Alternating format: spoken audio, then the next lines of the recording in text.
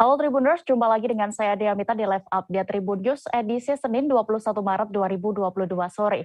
Seperti biasa kami akan menyajikan informasi terkini dari berbagai daerah yang akan dilaporkan secara langsung oleh reporter kami di lapangan. Kurang lebih 1,5 jam ke depan inilah Live Update selengkapnya. Kita menuju kabar pertama, Tribuners. Seorang pria paruh baya berinisial AS dilaporkan atas kasus pelecehan seksual terhadap bocah 2 tahun. Pelaku merupakan warga AS merupakan warga Kecamatan Anggotoa, Kabupaten Konawe, Provinsi Sulawesi Tenggara, di mana berdasarkan hasil pemeriksaan personel kepolisian sektor Wautobi, pelaku sendiri mengakui perbuatannya. Ia menceritakan bahwa tindakan itu, sebelum melakukan tindakan tidak terpuji itu, pelaku sebelumnya meminum minuman keras jenis pongasi. Nah, TKP juga pada saat itu sementara berada di Kecamatan Anggotoa, yang dimana sementara digelar pesta pernikahan. Kronologi awalnya di mana orang tua korban pada saat itu pulang kampung di TKP pada Sabtu tanggal 18 kemarin, digelar sebuah tari-tarian yang merupakan kebiasaan warga di sini. Nah, sekitar pukul 11 atau pukul 12 waktu Indonesia Tengah, orang tua korban datang diberitahukan oleh 2 orang saksi bahwa agar melihat anaknya yang sedang ia tidurkan di kamar rumah orang tua atau nenek korban. Nah, setelah pergi melihat anaknya yang dalam kondisi menangis itu, orang tua korban mendapati bahwa anaknya saat itu sedang menangis dan merasa kesakitan pada bagian kemaluannya. Sehingga ia mulai merasa curiga, lalu menanyakan kepada pelaku apa yang telah diperbuat pelaku kepada korban atau anaknya. Nah, pada saat itu pelaku tidak mengakui perbuatan yang telah ia lakukan kepada korban. Ia berdalih bahwa ia hanya menggendong saja korban. Namun tidak percaya dengan keterangan dari pelaku, orang tua korban kemudian melaporkan di Polsek Wautobi sekitar pukul 01.30 atau setengah 2 subuh pada hari Minggu dini hari. Di situ setelah melaporkan pelaku di Polsek Wautobi, orang tua korban kemudian membawa korban di Rumah Sakit Kabupaten Konawe, di mana hingga saat ini korban masih menjalani perawatan di rumah sakit akibat luka yang diderita dari tindakan yang dilakukan oleh pelaku. Nah, berdasarkan informasi yang kami terima juga bahwa pelaku ini sempat menjadi bulan-bulanan warga setempat di tempat kejadian perkara akibat perbuatannya. Bahkan menurut pihak kepolisian menceritakan bahwa pada awal pemeriksaan pelaku sempat tidak mengakui perbuatannya. Namun pada akhirnya pelaku mengakui perbuatannya dan dicocokkan dari keterangan saksi, sehingga setelah 8 jam menjalani pemeriksaan pelaku ditetapkan sebagai tersangka. Adapun barang bukti yang ditetapkan oleh pihak kepolisian yakni popok yang terdapat bercak darah yang digunakan oleh korban pada saat peristiwa terjadi, serta pakaian korban yang dijadikan barang bukti. Sementara itu pihak kepolisian juga masih menunggu hasil visum yang dilakukan di Rumah Sakit Kabupaten Konawe. Berdasarkan hasil informasi yang kami peroleh juga tadi dari pihak rumah sakit, bahwa hingga saat ini korban masih menjalani perawatan yang intensif. Demikian rekan Dia. Baik, Tribuners, rekan Arman juga sudah mendapatkan keterangan dari Kapolsek Wautobi AKP Tahalim. Berikut liputan lengkapnya kami tampilkan.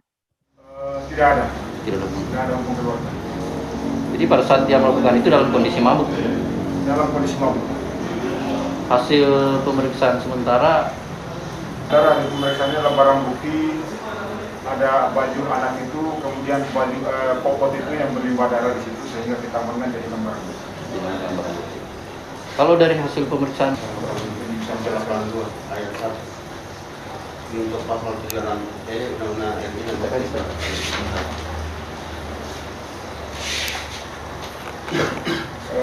ada yaitu pasal 82 ayat 1, untuk pasal 76E Undang-Undang RI nomor 17 tahun 2018 tentang penetapan peraturan pemerintah pengganti Undang-Undang nomor 1 tahun 2016 tentang perubahan kedua atas Undang-Undang RI nomor 23 tahun 2002 tentang perlindungan anak menjadi undang-undang. Ancaman hukumannya gitu? Ancaman hukumannya 15 tahun. 15 tahun. 4 penghuni rumah di Jalan Pulau Mas Barat 12, Kelurahan Kayu Putih, Kecamatan Pulau Gadung, Jakarta Timur tewas di kamar mandi. Keempat korban yakni pasangan suami istri, anak laki-lakinya yang berusia 11 bulan, dan seorang perempuan babysitter. Bagaimana kronologi lengkapnya akan dilaporkan jurnalis Tribun Jakarta, ada rekan Bima Putra yang sudah siap dengan informasi lengkapnya. Silakan rekan Bima.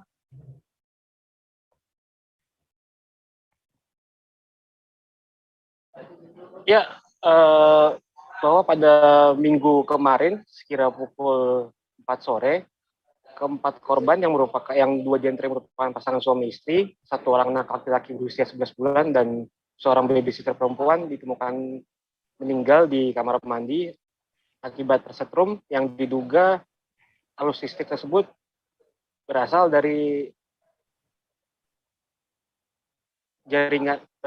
instalasi listrik yang di steker pada pemanas suhu air di shower.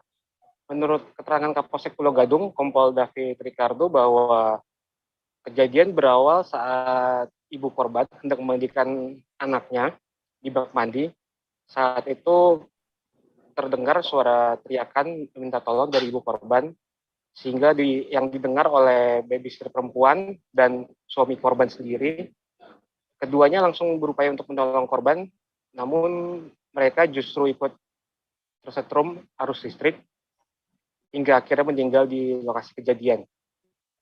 Untuk jasad korban sendiri pertama ditemukan oleh pekerja rumah tangga lainnya yang berada di lokasi, lalu dilaporkan ke jajaran Polsek Pulau Gadung bahwa berdasarkan hasil penyelidikan sementara hingga kini keempat korban diduga tewas akibat arus listrik yang berasal dari kosan tersebut. Namun untuk memastikan hal tersebut, jajaran Polres Metro Jakarta Timur hari ini sudah melakukan olah TKP, melibatkan Pusat Laboratorium Forensik Puslapor Polri untuk memastikan penyebab arus listrik tersebut berasal. Untuk jenazah korban sendiri, yang babysitter sudah dibawa oleh pihak keluarganya ke kampung halaman di Wonogiri. Sementara untuk pasangan suami istri dan anaknya dibawa ke rumah duka di Green Haven, Jakarta Utara. Hingga kini jajaran Polres Metro Jakarta Timur masih melakukan penyelidikan lebih lanjut dan menunggu pihak keluarga korban yang saat ini masih berduka sehingga belum bisa dimintai keterangan. Menurut Kapolres Metro Jakarta Timur, Kombes Budi Sartono, bahwa pihaknya akan melakukan pemeriksaan kepada pihak keluarga korban ketika kondisi keluarga korban sudah tidak terlalu berduka untuk dimintai keterangan terkait kejadian. Sekian yang bisa saya laporkan. Baik, terima kasih rekan Bima Putra melaporkan dari Jakarta. Selamat bertugas kembali. Kita beralih ke informasi berikutnya, Tribuners. Siswa SMP bernama Sahal Almadi Husna tenggelam di Sungai Niko, Desa Lubuk, Kembang Bunga, Kecamatan Ukui, Kabupaten Pelalawan, Riau pada Rabu 16 Maret lalu. Korban akhirnya kini sudah ditemukan oleh tim gabungan, namun dalam keadaan meninggal dunia setelah 45 jam lebih pencarian. Bagaimana kronologi dan juga detik-detik penemuannya akan disampaikan jurnalis Tribun Pekanbaru. Ada rekan Johannes Tanjung yang sudah siap dengan laporannya. Silakan rekan Johannes. Baik, terima kasih rekan Dea. Selamat sore dimanapun Anda berada, Tribuners. Seorang siswa SMP di Kabupaten Pelalawan bernama Sahal Almadi Husna meninggal dunia karena tenggelam tepatnya di Sungai Nilo, Desa Lubuk Kembang Bunga, Kecamatan Ukui, Kabupaten Pelalawan Riau. Korban yang masih berusia 13 tahun hanyut saat bermain dan berenang bersama beberapa temannya. Berdasarkan konfirmasi kami dengan pihak kepolisian, bahwasanya kejadian berawal ketika korban beserta dengan 4 orang temannya berenang di Sungai Nilo, Kabupaten Pelalawan sekitar pukul 15 sore bersama temannya bernama Tasim, Dani, Ariga, dan Rahmat Hidayat. Pada saat bermain di dalam air, mereka berenang ke tengah Sungai Nilo yang terkenal dengan arusnya cukup deras. Kemudian beberapa temannya kembali ke tepi sungai, sedangkan korban sendiri masih berada di tengah sungai. Namun beberapa saat setelah teman-temannya kembali ke tepi sungai, temannya yang tidak berenang atau yang berada di darat melihat jika korban Sahal mengangkat tangannya seakan seperti meminta tolong kepada teman-temannya. Dengan sigap temannya yang sebelumnya tidak berenang melompat ke sungai untuk menolong korban. Bahkan saksi sempat menarik korban dan mendorong bagian pantat korban untuk mencapai tepi. Namun hal itu atau upaya itu tidak berhasil hingga membuat korban hilang dan ditelan oleh arus sungai. Setelah mendapatkan informasi tersebut, beberapa masyarakat kembali ke sungai untuk melakukan pencarian. Bahkan beberapa pihak seperti instansi kepolisian, TNI, dan BPBD juga turun ke lokasi untuk melakukan pencarian dari hari pertama. Namun tidak ditemukan atau upaya tidak berhasil pada hari pertama. Pencarian kembali dilakukan di hari kedua berdasarkan konfirmasi kami dengan pihak BPBD Kabupaten Pelalawan. Pada pencarian hari kedua ini melibatkan cukup banyak tim berasal dari BPBD, Damkar Pelalawan, Polsek Ukui, Polairut, Satpol Airut, Polres Pelalawan, Basarnas, dan beberapa masyarakat yang sukarela juga ikut melakukan pencarian menggunakan perahu karet, speedboat, kapal pompong, dan juga sampan. Usaha pencarian dilakukan dengan menyusuri bagian hulu dan hilir sungai dari titik di mana korban tenggelam. Bahkan 2 orang penyelam dari Basarnas juga diturunkan pada hari kedua pencarian. Namun proses pencarian yang dimulai sejak pagi hingga menjelang malam atau menjelang maghrib pada hari kedua tidak membuahkan hasil. Pencarian kembali dilanjutkan pada hari ketiga, yaitu tepatnya hari Jumat, dengan full tim dan lebih banyak lagi masyarakat yang turun untuk melakukan pencarian. Penyelaman juga tetap dilakukan untuk mencari keberadaan korban di bawah arus sungai. Namun beberapa kendala dihadapi tim pada saat hari Jumat pagi, di mana terjadi hujan dan juga arus yang cukup deras. Namun tepat sebelum salat Jumat pada hari Jumat kemarin, masyarakat yang melakukan penyusuran sampai sejauh 4 km dari titik korban tenggelam melihat sesuatu yang berbentuk manusia tersangkut di sebuah ranting kayu di tengah sungai, dan karena penasaran mereka mendekati ranting tersebut dan melihat bahwasanya memang benar jika yang tersangkut di ranting tersebut adalah tubuh korban. Kemudian informasi itu disampaikan kepada tim lain yang dari Basarnas, BPBD, dan Polairut, Polres Pelalawan, dan kemudian mereka turun ke lokasi dan melakukan evakuasi terhadap korban. Proses pencarian korban memang dilakukan selama 3 hari atau tepatnya selama 45 jam korban berada tenggelam di dalam sungai. Pada saat ditemukan, korban dalam kondisi meninggal dunia, di mana tubuh korban sudah berwarna kepucat, kehitam-hitaman, dan juga menggunakan celana warna merah yang sudah koyak. Setelah dievakuasi dan jenazah korban dibawa ke darat, pihak kepolisian langsung menyerahkan kepada pihak keluarga untuk dikebumikan. Demikian informasi yang kami sampaikan kepada Tribuners. Saya Johannes Tanjung, jurnalis tribunpekanbaru.com yang bertugas di Kabupaten Pelalawan. Kembali ke studio rekan Dea. Baik, terima kasih rekan Johannes Tanjung untuk laporan Anda. Selamat kembali bertugas. Delegasi Dewan Perwakilan Rakyat Indonesia menolak proposal resolusi yang ditawarkan Parlemen negara-negara Eropa yang mengenai perang Rusia-Ukraina. Delegasi Indonesia menilai proposal Eropa terlalu menghakimi salah satu pihak dalam perang. Proposal Eropa sendiri diajukan sebagai rancangan resolusi emergency item dalam sidang Parlemen Sedunia atau Inter-Parliamentary Union atau IPU ke-144 di Nusa Dua, Bali pada 20 hingga 24 Maret mendatang. Ketua Badan Kerjasama Antar Parlemen DPR RI, Fadlizon, mengatakan sebagian anggota IPU menilai proposal resolusi yang diajukan Parlemen Eropa terlalu keras dan menghakimi Rusia. Keberpihakan pada satu pihak sebagaimana yang ditujukan oleh banyak delegasi dari Eropa ini tidak dapat meredam konflik dan menyelesaikan masalah. Sementara sikap Indonesia dalam hal ini kurang lebih sama, yakni mengharapkan parlemen mempunyai peran menjembatani dan mencari solusi dari konflik Rusia dan Ukraina. Pada minggu kemarin, Fadlizon mengatakan delegasi Indonesia mengusulkan ad hoc untuk mediasi Rusia dan Ukraina yang saat ini tengah konflik. Ia berharap usulan itu yang telah disepakati dalam pertemuan ASEAN Plus 3 dapat dibawa ke forum yang lebih luas, yakni ASEAN Pacific Group atau APG. Indonesia telah diutus oleh forum ASEAN Plus 3 untuk menjadi anggota Drafting Committee on Emergency Item IPU mewakili Asia Pasifik, termasuk untuk membahas resolusi konflik Rusia-Ukraina. Forum APG ini yang akan dipimpin delegasi dari Vietnam juga merupakan acara sampingan sidang ke-144 IPU. Meskipun sidang ini menyoroti konflik Rusia dan Ukraina, delegasi dari dua negara itu tidak hadir. Walaupun demikian, IPU tetap berkomitmen membahas masalah itu dan mencari solusi menghentikan invasi dan mendesak kedua pihak melakukan gencatan senjata.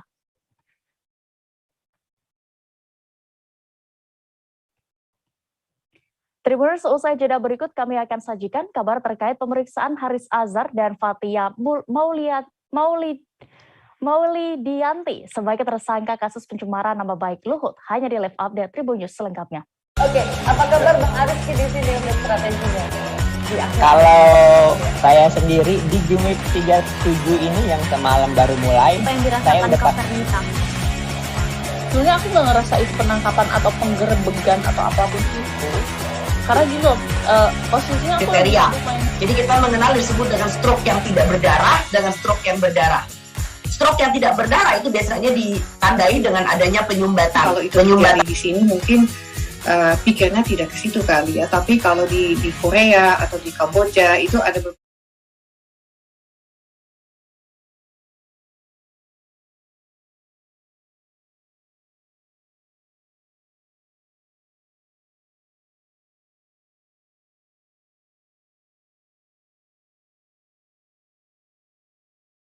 menurut saya memang tidak mudah, bukan urusan tanah diambil. Kalau misalnya Amerika Serikat sekarang, Rasulullah mengatakan dalam sebuah hadis bahwa berpuasa di 6 hari Syawal itu. Oke, apa kabar Bang Aris di sini untuk strateginya? Kalau saya sendiri di Gimik 37 ini yang semalam baru mulai, Apa yang saya dirasakan udah Kopernita? Sebenarnya aku nggak. Kembali di Live Update kita menuju informasi berikutnya. Aktivis HAM Haris Azhar mempertanyakan Polda Metro Jaya yang memprioritaskan laporan yang dibuat oleh Luhut Binsar Panjaitan. Pasalnya laporan baru dibuat beberapa waktu lalu terkait dirinya. Namun penyidik Polda Metro Jaya dengan cepat menetapkan dirinya sebagai tersangka. Bagaimana sebenarnya kasus ini dan juga detail informasinya akan dilaporkan reporter dari Warta Kota dan rekan Miftahul Munir yang saat ini sudah bergabung bersama kami. Silakan rekan Munir dengan laporan Anda. Baik rekan Dea dan Tribuners, tadi Haris Azhar datang ke Polda Metro Jaya sejak pukul 10.44 dan langsung di doorstop oleh rekan-rekan media yang sudah menunggu sejak pagi tadi. Dari pengakuannya Haris Azhar tidak memiliki persiapan apapun untuk menghadapi pemeriksaan sebagai tersangka dalam kasus laporan pencemaran nama baik yang dibuat oleh Luhut Binsar Panjaitan. Haris Azhar mengaku hanya persiapannya yaitu minum kopi, kemudian juga mandi dan minum air putih dan juga menggunakan pomade. Kemudian dalam keterangannya Haris Azhar menyebutkan bahwa ini laporan yang dibuat oleh Haris Azhar yang dilaporkan oleh Luhut Binsar Panjaitan merupakan kriminalisasi kepada dirinya dan juga Fathia, karena memang apa yang disampaikan oleh Haris Azhar melalui akun YouTube-nya merupakan sebuah keresahan dari warga atas investasi ataupun yang dilakukan oleh Luhut Binsar Panjaitan. Namun juga pengakuan Haris Azhar dia bakal melapor balik dalam waktu dekat untuk melaporkan Luhut Binsar Panjaitan. Kemudian juga Haris hari ini belum diketahui apakah bakal langsung dilakukan penahanan oleh penyidik Polda Metro Jaya atau tidak. Begitu rekan Dea. Baik, terima kasih rekan Miftahul Munir untuk laporan Anda. Selamat kembali bertugas. Kita beralih ke kabar berikutnya, Tribuners. Direktur Lokataru Haris Azhar menghadiri pemeriksaan sebagai tersangka kasus pencemaran nama baik yang dilaporkan Menteri Koordinator Bidang Kemaritiman dan Investasi Luhut Binsar Panjaitan. Haris menyebut penetapan status tersangka terhadap dirinya dan Koordinator Kontras Fathia Maulidianti bersifat politis. Bagaimana sebenarnya tanggapannya terkait hal ini akan disampaikan reporter Tribun News Fandi Permana yang saat ini sudah terhubung bersama kami. Silakan rekan Fandi. Ya, baik Dea. Selamat sore Tribuners. Melaporkan langsung dari Polda Metro Jaya bahwa pada hari ini diagendakan pemeriksaan terhadap dua aktivis HAM, yaitu Haris Azhar dan juga Koordinator Kontras Fathia Maulidianti, di mana kasus ini merupakan kasus dugaan pencemaran nama baik yang dilaporkan oleh Menteri Koordinator Bidang Kemaritiman dan Investasi Luhut Binsar Panjaitan. Pemeriksaan sendiri dilakukan oleh aparat atau penyidik dari Direktorat Kriminal Khusus Polda Metro Jaya, di mana keduanya juga sudah menghadiri dan saat ini masih menjalani pemeriksaan sebagai tersangka. Haris saat diwawancarai oleh awak media tadi menyebutkan bahwa dirinya siap menjalani pemeriksaan pada hari ini dan juga tidak ada persiapan khusus dalam menghadapi pemeriksaan dengan penyidik pada hari ini.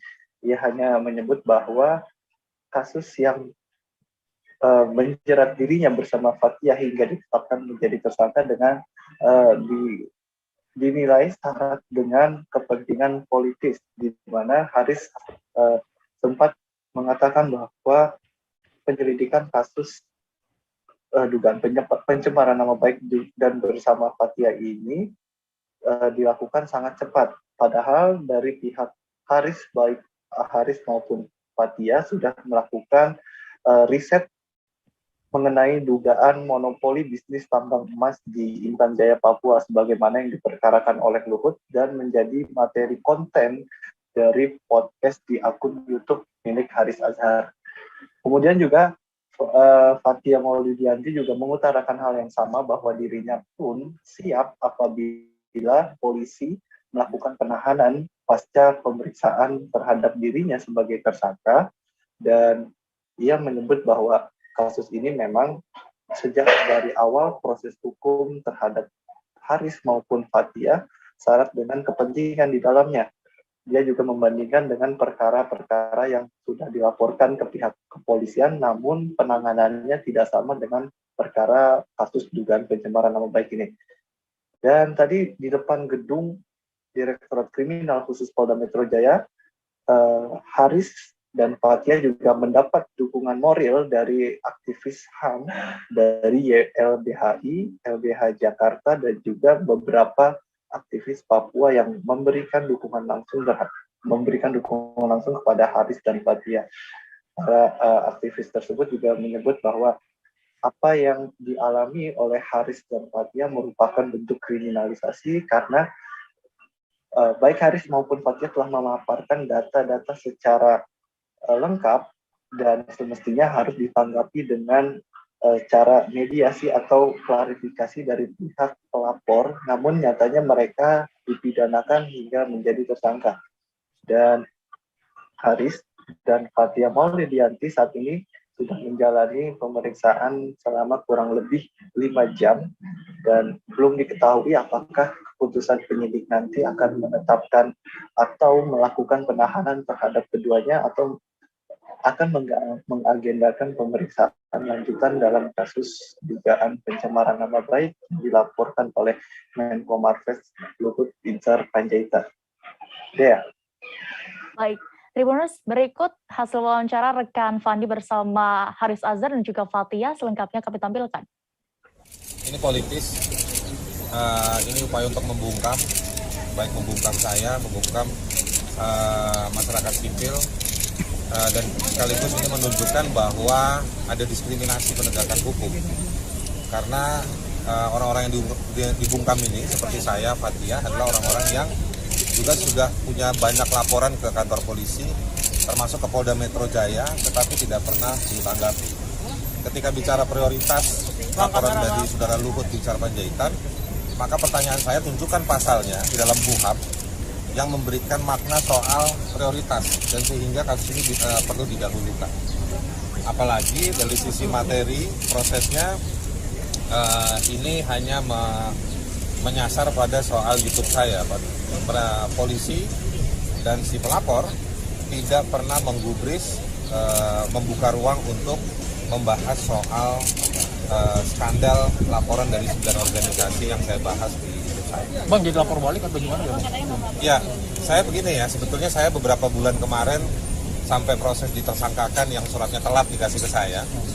Sebenarnya kita cukup rileks dalam artian kita nggak proaktif, meskipun kita menemukan bahwa ini ada dugaan tindak pidana atau kejahatan di sektor ekonomi dan akan ada beberapa dorongan dari publik juga terkait soal itu. Jadi kalau misalkan tidak ingin standar ganda, ya maka walaupun untuk beberapa kasus juga tidak. Pelaporannya terkait apa? Apakah pencemaran nama baik juga? Nanti dibicarain lagi. Oke. Mbak, terakhir kemarin penasihat hukum dari pihak Luhut menyatakan bahwa mereka siap dibanding hati atau antara menjadi opini di media, mereka siap di persidangan ada data. Kalau tanggapan Mbak, Ya data tuh bukan di, kan kalau pengadilan kan jaksa yang menuntut, bukan soal data. Soal data tuh di ruang terbuka, ruang diskusi dong. Kita ada kasih data, dia kasih data juga, bukan kasih tuntutan dan dakwaan. Betul. Jadi kalau riset dibalasnya sama riset.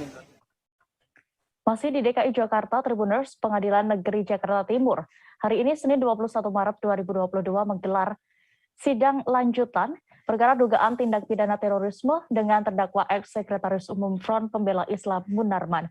Adapun agenda sidang kali ini adalah mendengar pledoi atau nota pembelaan dari kubu Munarman terhadap tuntutan jaksa penuntut umum.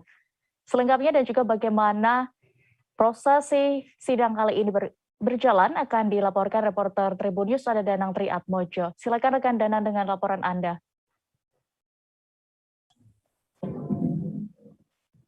Ya, baik Dea.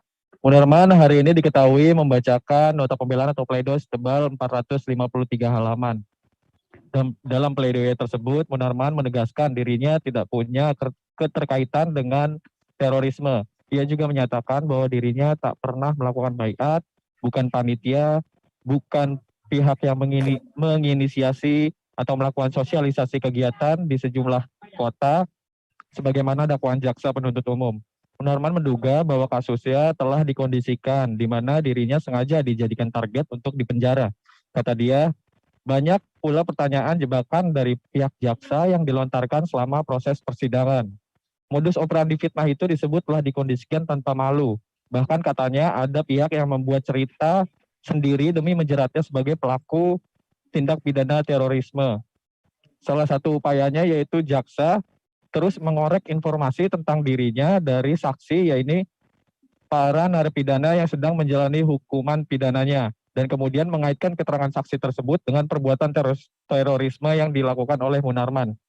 Penekanan terus dilakukan agar para narapidana terorisme yang menjadi saksi persidangan bisa mengatakan bahwa Munarman adalah gembong teroris. Informasi itu terus digali demi membentuk narasi gembong teroris melekat pada diri Munarman.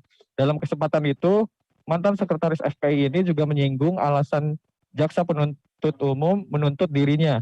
Ia mempertanyakan sejak kapan hukum menjadikan keyakinan sebagai unsur pidana.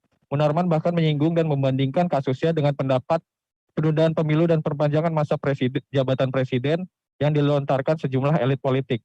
Padahal pendapat itu jelas melanggar hukum tata negara dan konstitusi. Namun, dia mengatakan pendapat itu tak bisa diseret ke ranah pidana karena tak ada ketentuan hukum yang mengaturnya. Sehingga Munarman menurutnya pernyataan tersebut adalah pendapat sebagaimana pendapat yang diutarakannya dalam acara seminar sebagaimana dakwaan jaksa.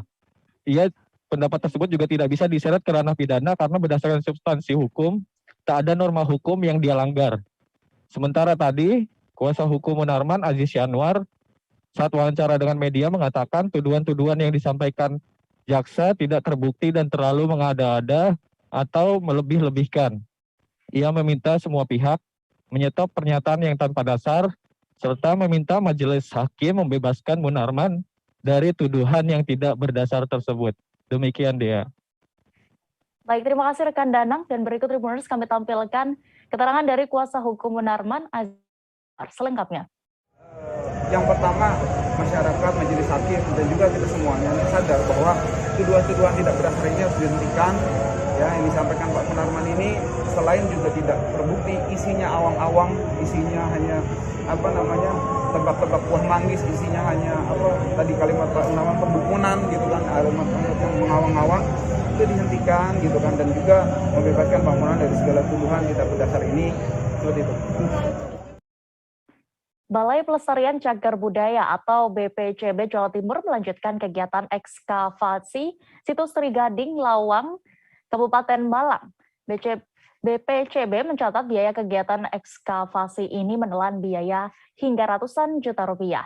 Bagaimana prosesnya dan juga penampakan terkini di situs tersebut akan dilaporkan reporter Surya Malang. Ada rekan Erwin Wicaksono yang saat ini sudah bergabung bersama kami di sana. Silakan rekan Erwin.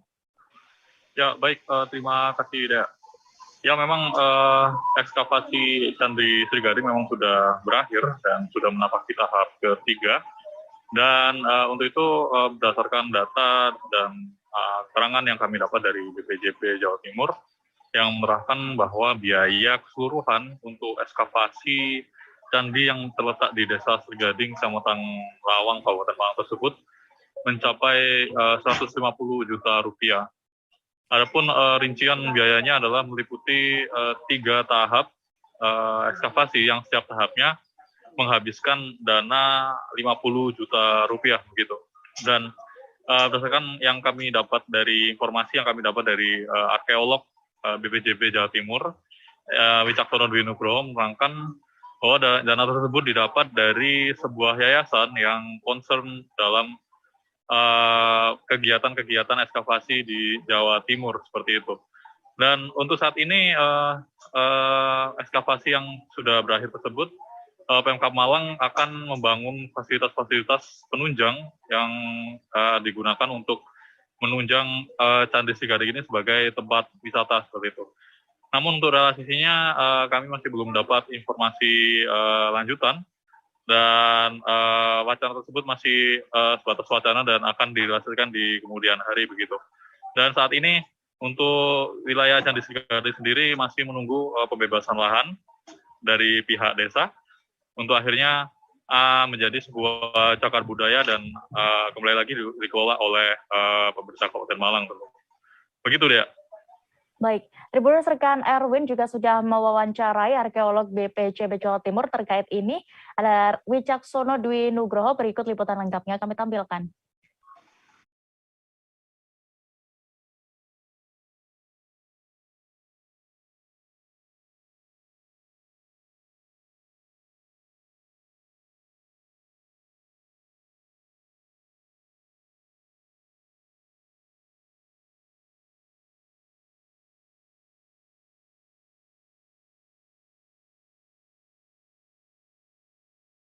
Ekskavasi yang dilaksanakan oleh BPCB sama Dinas Pariwisata dan Kebudayaan Kabupaten Malang yang didanai oleh LPM Kaloka. Setiap 3 tahap, setiap tahap kita mengeluarkan biaya 50 juta, jadi kurang lebih 150 juta yang sudah dikeluarkan oleh LPM Kaloka. Dan tadi Pak Bupati menginstruksikan untuk nanti berbicara dengan LPM Kaloka apakah kemudian diganti begitu atau gimana skemanya. Itu seperti itu. Tahap yang paling banyak menguras biaya itu waktu ngapain, Mbak Ujang? Tahap yang paling banyak menguras biaya. Tahap pertama ya. Okay. Jadi karena di sini masih gundukan tanah dan kita masih meraba-raba. Kalau meraba-raba kita belum bisa mengerahkan terlalu banyak orang, dan ketika membongkar bata itu juga runtuhan bata itu sangat hati-hati. Jadi memang agak lambat begitu ya. Dan yang kedua itu adalah terkait dengan kompensasi lahan. Ya, karena kita ada lahan yang kita kerjakan dan ada lahan buangan yang seperti itu, beda pemilik, yang kita juga berikan kompensasi. Oke. Siap-siap.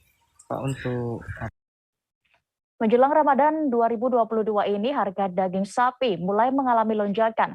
Selengkapnya seusai jeda berikut, tetaplah di live update Tribun News. Oke, apa kabar Bang Arif di sini untuk strateginya? kalau saya sendiri di Gumip 37 ini yang semalam baru mulai, Apa yang saya dirasakan udah Kak Fernita? Sebenarnya aku nggak ngerasain penangkapan atau penggerebegan atau apapun itu. Karena gini loh, posisinya aku Kriteria. Jadi kita mengenal disebut dengan stroke yang tidak berdarah dengan stroke yang berdarah. Stroke yang tidak berdarah itu biasanya ditandai dengan adanya penyumbatan. Kalau itu terjadi di sini mungkin pikirnya tidak ke situ kali ya. Tapi kalau di Korea atau di Kamboja itu ada beberapa paper yang Saya itu Mas, dulunya tukang koran. Oh gitu ya. Tukang koran. Ya, saya baca itu Pak. Tuh kan, pernah baca kan? Ya. Jadi kalau saya jadi tanggam, itu udah bersyukur banget. Si anak ini dijadikan sebagai tersangka begitu. Ya, kalau ini kita bicara yang di luar kasus Sibolombo ya. Dikenal dengan nama hujan shower, di mana terdapat batas jelas antara daerah hujan dan tidak hujan yang biasanya terjadi pada fase awal mature stage atau tahap berbahaya dewasa. itu Kang. Jadi mulai artinya terjadinya perlembekan. Nah itu untuk penetrasi akan sulit gitu ya. Dok, saya ini menurut saya memang tidak mudah, bukan urusan tanah diambil. Kalau misalnya Amerika Serikat sekarang, Rasulullah mengatakan dalam sebuah hadis bahwa berpuasa di 6 hari Syawal itu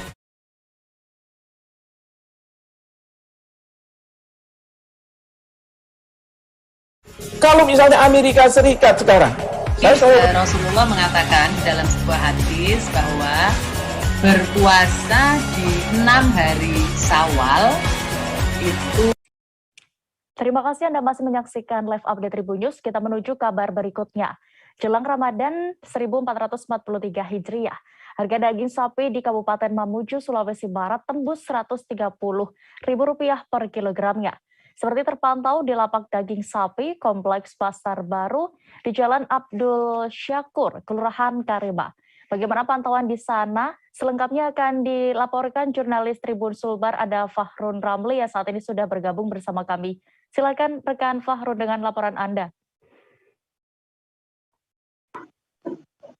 Ya, rekan Dea, Tribuners dapat saya informasikan dari Kabupaten Mamuju, Sulawesi Barat bahwa harga daging sapi di Kabupaten Mamuju ini itu tembus Rp130.000 per kilogram jelang Ramadan ini.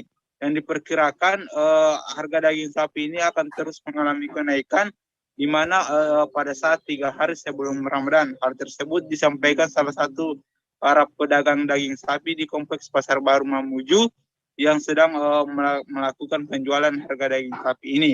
Di mana harga daging sapi ini awalnya itu berada di harga Rp90.000 per kilogram. Namun jelang Ramadan ini harga daging sapi tiba-tiba naik hingga tembus Rp 130.000 per kilogram.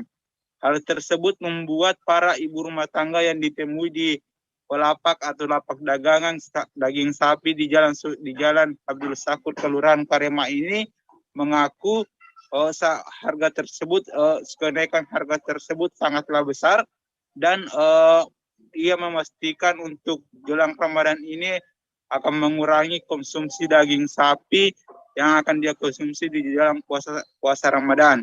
Sementara itu, Kepala Bidang Dinas Perdagangan Perlindungan Konsumen Kabupaten Mamuju, Sulawesi Barat mengatakan akan segera mengantisipasi kenaikan harga daging sapi yang terus melambung tinggi ini jelang Ramadan, di mana dia akan mencoba untuk mendatangkan harga daging sapi dari kabupaten lain untuk disuplai di pasar agar ada keseimbangan harga antara daging sapi di Kompleks Pasar Baru Mamuju.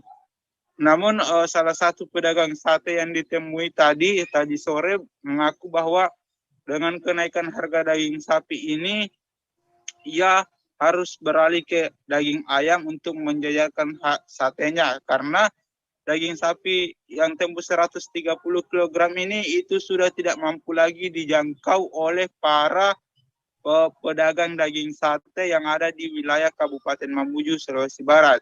Demikian yang sempat saya laporkan dari wilayah Kabupaten Mamuju mengenai harga daging sapi yang tembus 30.000 per kilogram. Kembali dia. Baik, Tribuners, berikut hasil wawancara rekan Farun bersama pedagang sapi di sana. Nur Salam selengkapnya. 120, 125. 120 1 kilo. Kalau daging berkualitas yang tadi Pak? 30 sementara waktu. Oh ya, daging apa lagi namanya Pak? Top size. Top size. Rendang ya. Rendang. Oh. Khas. Sekitar malam. Ketersediaan minyak goreng curah maupun kemasan di pasar tradisional di Kabupaten Majalengka, Jawa Barat masih terlihat kosong.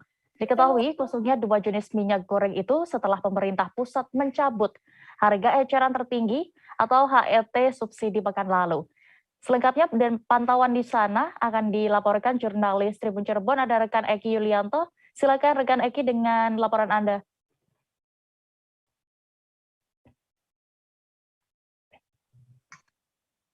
Ya, selamat sore Dea, selamat sore Tribunnews. Dapat saya laporkan bahwa ketersediaan minyak goreng baik yang kemasan maupun yang curah di Kabupaten Majalengka, Jawa Barat sulit didapat. Nah, kelangkaan terjadi khususnya di pasar tradisional Sidangkasih, Cigasong, Majalengka. Nah, pantauan saya pada Senin ini ya di beberapa kios para pedagang minyak tak terlihat adanya minyak goreng curah maupun kemasan.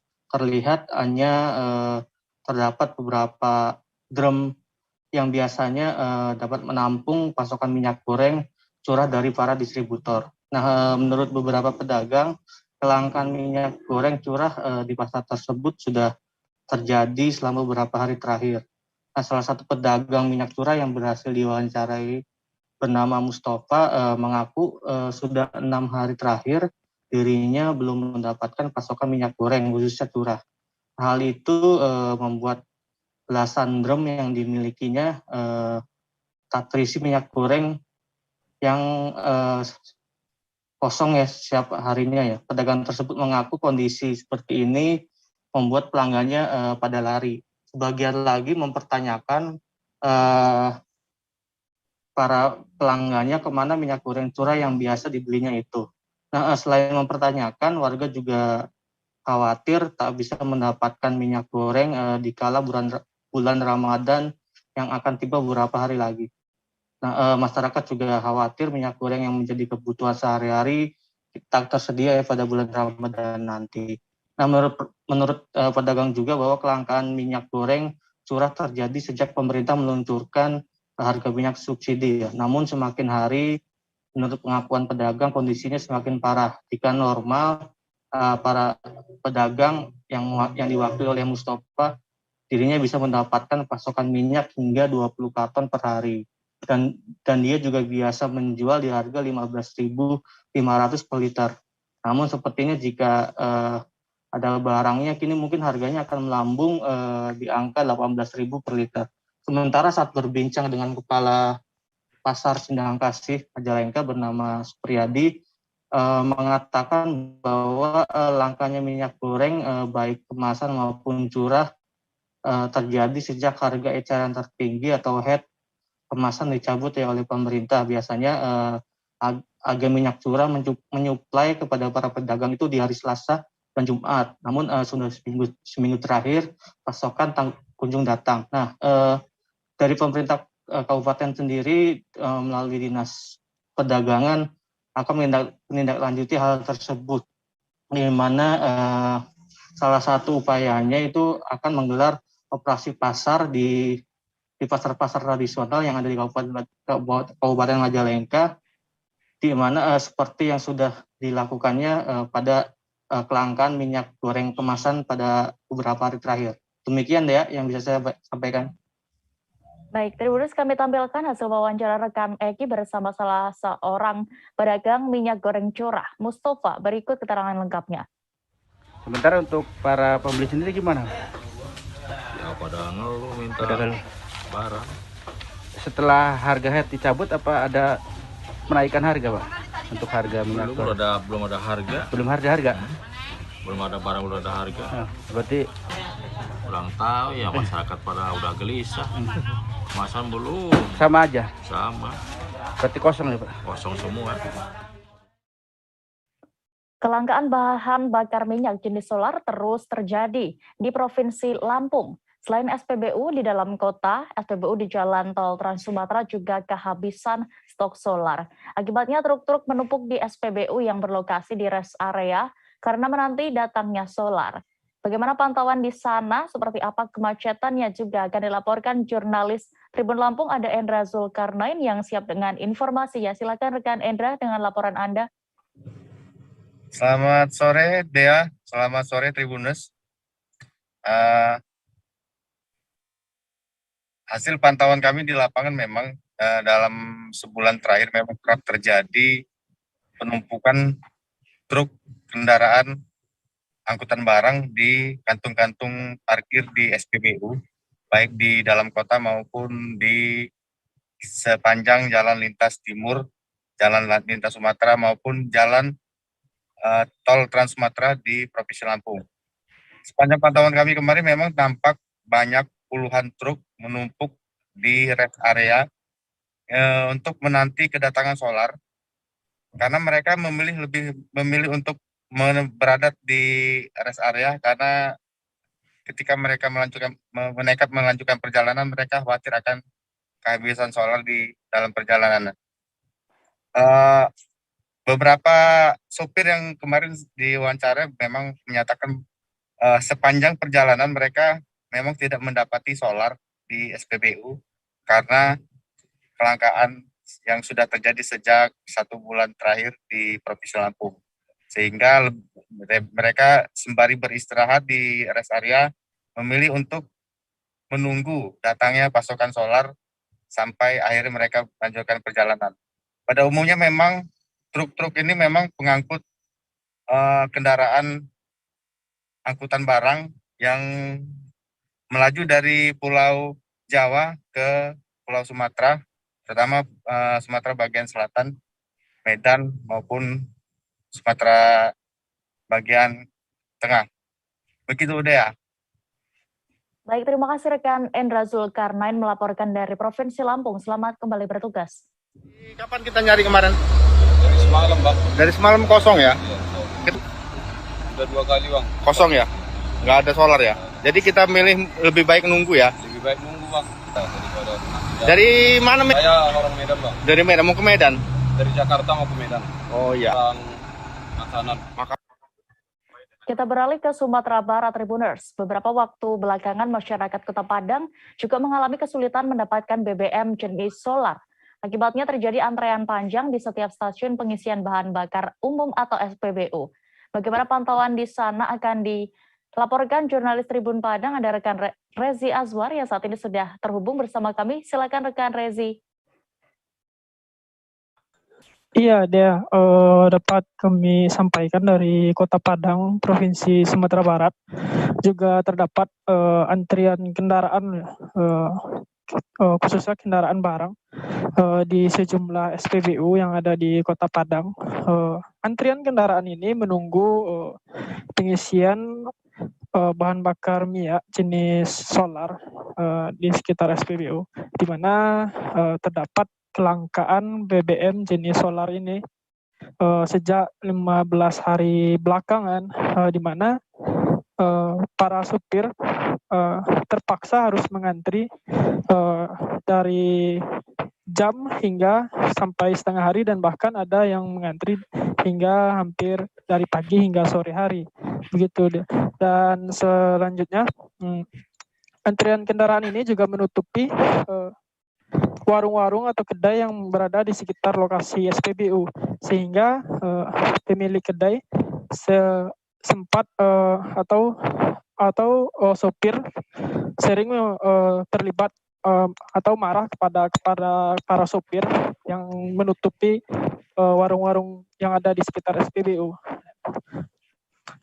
Dan kelangkaan ini masih terjadi untuk hari ini, Senin, di mana Di saat SPBU ada solar masuk, kendaraan akan menuju ke lokasi tersebut meramai, sehingga antrian kendaraan cukup panjang di jalan sekitar, misalnya di SPBU Pisang di lokasi bypass Kecamatan Pauh, Kota Padang, begitu deh. Baik, terima kasih rekan Rezi, dan berikut Tribuners kami tampilkan hasil wawancara jurnalis kami bersama salah satu sopir truk yang melakukan antrean di SPBU, Lusmiza. Kami tampilkan ini Pak, solar gimana Pak? Ya bayar ini. Susah ya Pak? Iya. Oh. Antri-antri sama bayar kadang-kadang orang. Yang kuat tapi. Biasanya paling lama antrian berapa? Setengah hari ya. Setengah hari ya Pak? Iya. Kayak 2 hari jalan lah. Padahal ada kedake kan. Iya, iya. Terganggu nggak Pak pekerjaan? Tidak ada ganggunya. Usahawan aja. Biasanya kalau pengantaran jadi bertambah waktunya gitu, pengantaran barang. Biasa lagi kayak sehari, jadi kayak 2 hari lah. Oh, iya. Kadang ke Solo sama kayak 2 hari dia. Jadi sekali isi minyak ada dibatasi nggak Pak beli minyak? Kalau di Siko ya 80-an, tapi Jawa jadi 80-an itu kan lah, hati ya nggak sampai gitu. Normalnya 3,5, 3,5. Direktorat Tindak Pidana Cyber Barreskrim Polri mengungkap fakta baru kasus penipuan via aplikasi Quotex Doni Salmanan. Polisi menyebut Doni yang sudah menjadi tersangka ini menitipkan uang sebesar 1 miliar rupiah kepada seorang temannya berinisial Z di Bandung, Jawa Barat. Kasubdit 1 Ditipid Cyber Barreskrim Polri Kombes Reinhard Putagaul menyebut tindakan itu sengaja dilakukan untuk mengamankan uangnya. Bahkan Doni sendiri mengakui tindakannya tersebut pada Selasa 15 Maret 2022 lalu. Menurut Reinhard, Z yang dititipkan uang tidak mengetahui sumber uang tersebut merupakan pendapatan Doni saat menjadi afiliator Quotex. Penyidik bahkan juga baru mengetahui keberadaan uang 1 miliar rupiah tersebut dari mulut Doni Salmanan setelah rilis kasus diungkap. Penyidik Direktorat Tindak Pidana Cyber Barreskrim Polri pun menyita uang 1 miliar rupiah tersebut pada Jumat 18 Maret 2022 lalu. Ditipid Cyber Barreskrim Polri mendatangkan Doni Salmanan dalam rangka konferensi pers terkait penyitaan asetnya di halaman gedung Barreskrim Polri. Sejumlah aset mewah seperti mobil Lamborghini, Porsche, BMW, CR-V, dan Fortuner juga ditampilkan. Selanjutnya ada sejumlah motor gede, pakaian, topi, tas, serta tumpukan uang senilai 3,3 miliar rupiah. Lebih lanjut ada juga sejumlah pakaian mewah, buku rekening, plat kendaraan, serta dokumen milik Doni Salmanan yang juga disita. Direktur Tindak Pidana Cyber Barreskrim Polri Brigjen Asep Edi Suheri menyatakan jumlah total aset yang telah disita tersebut bernilai 64 miliar rupiah. Terhadap Doni Salmanan, penyidik menerapkan pasal berlapis, yakni Informasi Teknologi dan Elektronik atau ITE, Kitab Undang-Undang Hukum Pidana, dan Tindak Pidana Pencucian Uang.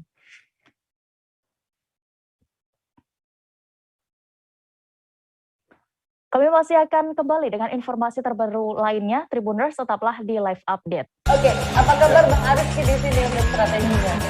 Kalau saya sendiri di Gumip 37 ini yang semalam baru mulai, saya udah sebenarnya aku nggak ngerasain penangkapan atau penggerebegan atau apapun itu. Karena gitu, posisinya aku kriteria. Jadi kita mengenal disebut dengan stroke yang tidak berdarah dengan stroke yang berdarah. Stroke yang tidak berdarah itu biasanya ditandai dengan adanya penyumbatan. Kalau itu terjadi di sini mungkin pikirnya tidak ke situ kali ya. Tapi kalau di Korea atau di Kamboja itu ada beberapa paper yang saya itu Mas, ya, dulunya tukang koran. Oh gitu ya. Tukang koran. Ya, saya baca itu Pak. Tuh kan, pernah baca kan? Ya. Jadi kalau saya jadi tanggam itu udah bersyukur banget. Kak, si anak ini dijadikan sebagai tersangka begitu. Ya, kalau ini kita bicara yang di luar kasus hukum ya. Dengan nama hujan shower, di mana terdapat batas jelas antara